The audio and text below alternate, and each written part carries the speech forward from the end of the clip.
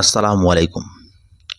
সুপ্রিয় দর্শক, আপনারা বহুদিন যাবৎ দীর্ঘ প্রতীক্ষায় আছেন যে পিএম কিষাণ এর ১৭তম কিস্তির টাকা কবে আমাদের অ্যাকাউন্টে ক্রেডিট হবে।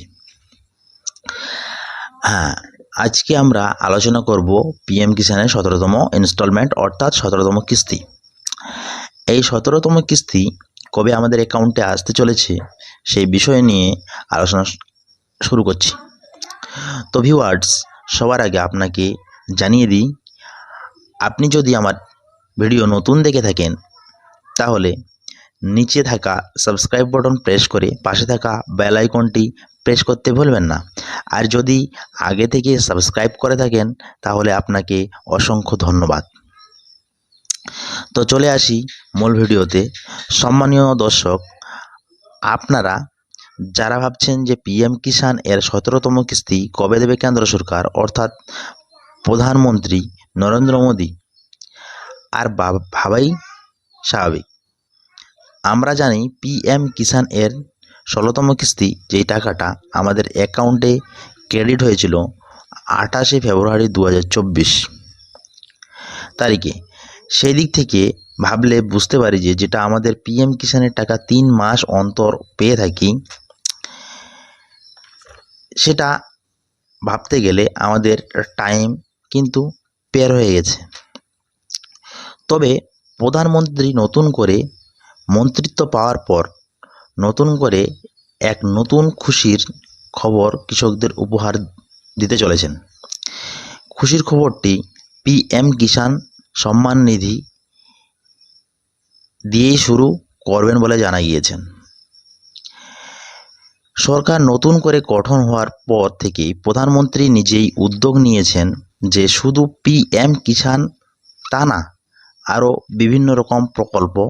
তো কি কি প্রকল্প শুরু করবেন সেসব বিষয়ে আমরা পরের ভিডিওতে জানতে পারবো।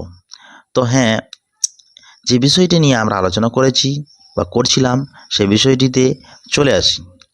আপনারা আগের ভিডিওতে কমেন্ট করেছেন যে পিএম কিষাণ এর ১৭তম কিস্তি কবে পাবো। বিভিন্ন মানুষ বিভিন্নভাবে কমেন্ট করেছেন যে ১৭তম কিস্তি কবে পাবো। সেটা দীর্ঘ প্রতীক্ষার পর জানা গিয়েছে ক্লিয়ারলি তারিখ। তবে ১৮ই জুন ২০২৪ অর্থাৎ মঙ্গলবার ক্রেডিট হতে চলেছে। সেখানে